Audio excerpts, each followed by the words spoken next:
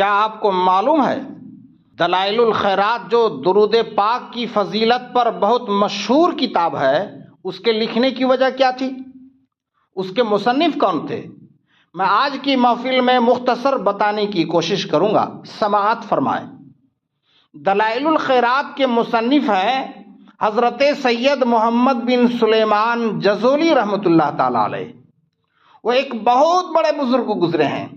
ایک مرتبہ کہیں سفر میں تھے، دوران سفر راستہ میں ایک جگہ نماز کا وقت ہو گیا، اور نماز کے لیے وضو شرط ہے۔ پانی نہ ملے تو تیمم سے کام لیا جاتا ہے، مگر تیمم کے بھی شرائط ہیں، اور میرا موضوع ابھی تیمم نہیں، اس لیے تیمم سے متعلق ابھی کچھ بولنے سے میں قاصر ہوں، لہٰذا میں اپنے موضوع کی جانب لوٹتا ہوں۔ ہاں، تو میں عرض کر رہا تھا کہ وضو کے لیے پانی نہیں تھا۔ وضو کے لیے پانی تلاش کیا تو انہوں نے دیکھا کہ وہاں سامنے کنواں تو موجود ہے، لیکن کوئی ڈول یا رسی وغیرہ نہیں ہے جس سے پانی نکالا جائے۔ وہ اسی فکر و تردد میں تھے کہ نماز کا وقت گزر رہا ہے اور پانی نکالنے کے لیے کوئی چیز نہیں۔ پانی گہرا تھا، اتر بھی نہیں سکتے تھے۔ ادھر ادھر دیکھ رہے تھے کہ اتنے میں ایک بچی آئی اور پوچھا، چچا جان کیا تلاش کر رہے ہیں؟ انہوں نے کہا، بیٹی مجھے وضو کرنا ہے لیکن پانی نکالنے کا کوئی ذریعہ نہیں۔ اس بچی نے پوچھا، آپ کا نام کیا ہے؟ انہوں نے کہا، مجھے محمد بن سلیمان جزولی کہتے ہیں۔ بچی بولی، آپ وہ محمد بن سلیمان جزولی ہیں جن کو سب بزرگ کہتے ہیں؟ انہوں نے کہا، لوگ تو مجھے بزرگ کہتے ہیں۔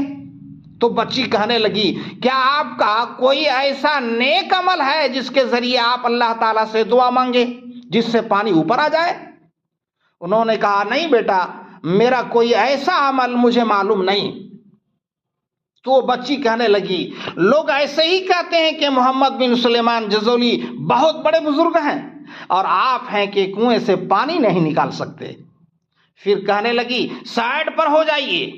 وہ حیران ہو کر ایک طرف ہو گئے تو اس بچی نے اپنا لعاب دہن پانی میں ڈال دیا۔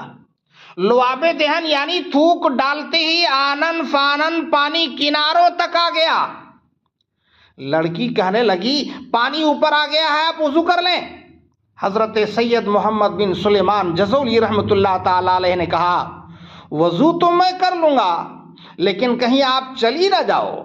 پہلے یہ بتاؤ کہ آپ کا ایسا کون سا عمل ہے جو اللہ تعالیٰ نے آپ کی لعاب میں اتنی طاقت دے رکھی ہے کہ پانی اوپر آ گیا؟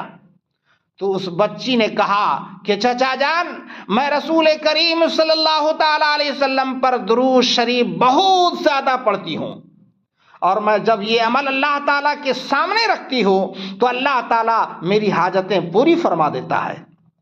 یہ سن کر انہوں نے عہد کیا کہ جب میں واپس اپنے وطن جاؤں گا تو درود پاک کے فضائل پر کتاب لکھوں گا۔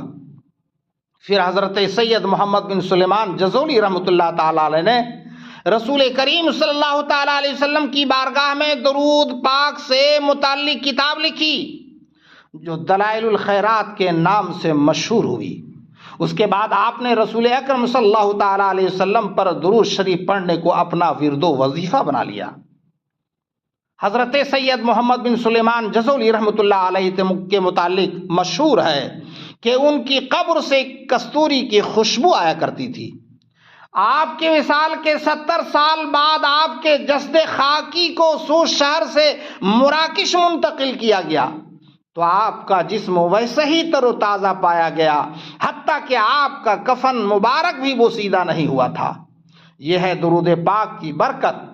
سچ کہا کسی نے کہ زمین میلی نہیں ہوتی، زمن میلا نہیں ہوتا، محمد کے غلاموں کا کفن میلا